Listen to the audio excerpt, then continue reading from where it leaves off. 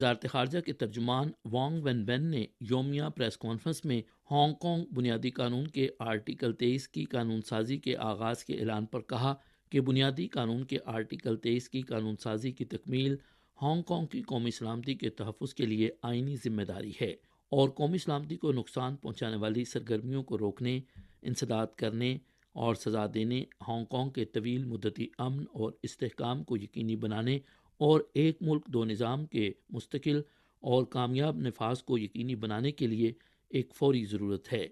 وانگ when بین نے نشاندہی کی کہ آرٹیکل 23 کی تکمیل کے بعد یہ ہانگ کانگ کے تمام رہائشیوں کی بنیادی فلاح و بہبود اور دنیا بھر کے سرمایہ کاروں کے مفادات کے تحفظ اور ہانگ کانگ کی اعلیٰ معیار کی ترقی اور اعلیٰ سطح کے کھلے پن کے لیے سازگار ہوگا۔